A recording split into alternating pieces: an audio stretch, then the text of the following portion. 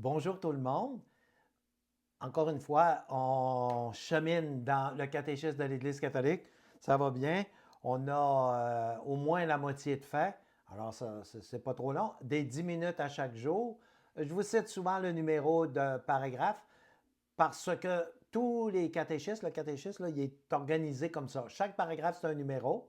Alors, on laisse faire les pages parce que d'une édition à l'autre, des fois, les pages ne sont pas les mêmes. Mais en donnant en donnant le numéro, on ne se trompe pas. Donc, on est à 1536.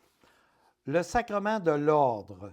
Alors, on nous dit que, évidemment, les apôtres étaient les premiers évêques, hein, c'est eux qui ont commencé.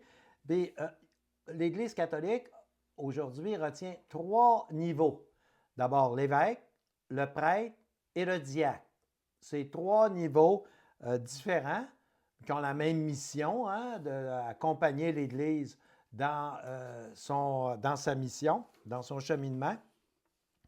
Alors, on va regarder d'abord une chose qu'il faut savoir, c'est le Christ qui a institué ça et le prêtre agit pour le Christ. C'est le représentant du Christ. Hein, comme, mettons, Rio Tinto, par exemple, a des représentants. Mais cette personne-là représente Rio Tinto. La personne qui a une fonction importante chez Rio Tinto qui vient nous rencontrer, elle représente Rio Tinto. C'est la même chose ici. Les prêtres, c'est encore plus fort, évidemment, parce que c'est le niveau spirituel. Mais les prêtres représentent vraiment le Christ et les évêques encore plus. Alors, l'ordination, c'est le geste qu'on pose là, c'est pour le sacrement de l'ordre. Alors, l'ordination. Alors, on nous dit que les prêtres doivent exercer leur ministère en harmonie avec leur évêque. Ce qu'on veut dire par là, c'est qu'un prêtre ou un diacre ne peut pas dire, moi, je fais cavalier seul. J'ai été ordonné, salut, bonjour, je fais mes affaires, j'ai des pouvoirs. Non. Il est soumis à un évêque. Comme, par exemple, un employé de Rio Tinto, je vous donne souvent ça comme exemple parce que c'est dans ma ville. Bon, mais c'est un employé, il est soumis à des patrons. Il y a des patrons, puis il faut qu'il fasse ce que le patron il a demandé de faire. S'il dit, le patron m'a demandé de faire de l'aluminium comme ça, mais je le fais autrement, ça ne peut pas marcher. C'est la même chose. Alors, mais ici, on ajoute, ils doivent amour et obéissance à leur évêque. On parle des prêtres et on parle des diacres. C'est une structure humaine, ça. Hein? Pourquoi on dit ça dans la société? Bien, c'est la même chose. Mais c'est Dieu qui a créé cette structure-là. On ne peut pas faire cheminer seul comme on veut. Moi, j'ai exercé longtemps la fonction de notaire.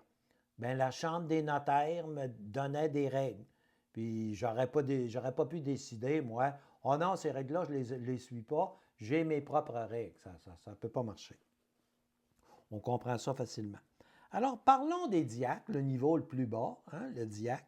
Alors, lui, il peut distribuer l'Eucharistie, il peut faire des mariages, il peut bénir, il peut prêcher. Ce n'est pas tout le monde qui peut prêcher, c'est le prêtre, mais le diacre peut aussi lire l'Évangile, il peut aussi. Et le diacre, c'est une personne qui peut être mariée. Alors, quand il est reçu diacre et s'il est marié, il y a pas ça n'a pas d'importance, il peut être marié. Alors, évidemment, il peut aussi être célibataire, mais le prêtre, lui, doit nécessairement être célibataire et renoncer au mariage. Alors, ça, c'est le prêtre, contrairement au diacre. Alors, c'est vraiment différent. Puis l'évêque, encore bien plus, lui. C'est sûr que l'évêque est vraiment célibataire. Alors, il y a toutes sortes de réflexions là-dessus. Ce ne serait pas impossible là, que dans l'avenir, l'Église catholique autorise le mariage. Ce ne serait pas impossible. Alors, remarque que dans certaines divisions de l'Église là, orientale, il y a des permissions d'accorder, mais on n'entre pas là-dedans, ça serait trop. Puis d'ailleurs, le catéchisme de l'Église catholique n'entre pas là-dedans non plus, parce que ça prendrait un livre juste pour ça. Puis ce n'est pas l'objectif. Nous autres, notre objectif, c'est d'expliquer les règles générales de l'Église catholique. Alors, bon, ah oui, quand on a reçu l'ordre, on est prêtre, on le demeure pour la vie. On peut être déchargé de certaines obligations. Rome peut nous décharger. Sauf que les pouvoirs que l'on a reçus quand on a reçu le sacrement de l'ordre, ça demeure valide pour la vie.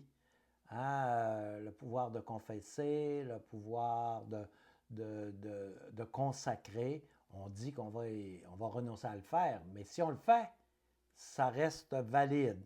Alors, c'est comme un sceau, c'est comme, ça reste là. Comme quelqu'un qui se fait tatouer, par exemple, ça reste là.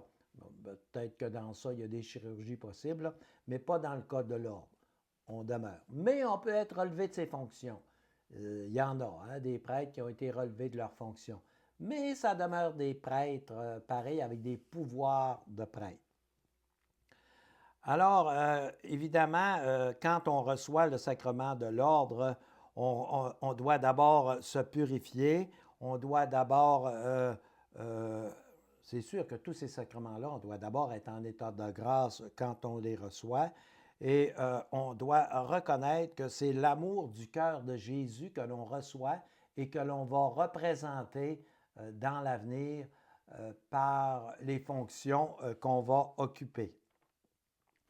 Donc, c'est donc un sacrement qu'on n'est pas nécessairement appelé à connaître. Hein. Il y a très peu de personnes en pourcentage là, qui sont appelées à ce sacrement de l'ordre parce qu'il faut être appelé. Tous ceux-là qui vous allez rencontrer et qui ont reçu le sacrement de l'ordre, ils vont tous vous dire la même chose. Je me suis senti appelé. Un jour, je me suis senti appelé. Bon, mais comme on peut se sentir appelé pour le mariage aussi, hein? On se sent appelé pour une mission dans la vie. Hein? Des fois, on va dire, ah oui, lui, il a l'air d'avoir une mission. On a tous une mission. On a tous. Mais évidemment, le sacrement de l'ordre, celui qui est appelé à devenir un prêtre ou un diacre, pour moi, en tout cas, c'est la mission la plus noble. Mais c'est vraiment une mission que l'on reçoit. Et puis, parlant du mariage, justement, lors de notre prochaine vidéo, on en parle. Ça va être intéressant parce que je présume que plusieurs de ceux qui écoutent les vidéos concernant le catéchisme de l'Église catholique, le sacrement de mariage, c'est un sacrement qui vous intéresse. Comment ça marche? Qu'est-ce qu'on permet? Et puis, quelles sont les dispositions pour se marier? Puis tout ça. Qu'est-ce que le divorce s'il y a un divorce, qu'est-ce que ça vient faire? Alors tout ça, on va voir ça la prochaine fois. Ça va débuter à 16h01. Alors si je vous dis que ça débute à 16h01, ça veut dire qu'aujourd'hui, on termine avec 16 600. C'est le dernier paragraphe pour aujourd'hui. Si vous avez le livre, tant mieux. Ceux qui ne l'ont pas, je vous recommande de l'acheter parce que vous allez pouvoir approfondir davantage. Mais si vous ne l'avez pas, ce n'est pas dramatique. En suivant l'ensemble des vidéos, vous allez avoir une bonne idée de ce qui est contenu dans le catéchisme de l'Église catholique. Alors, je vous donne rendez-vous demain pour le sacrement du mariage. À demain.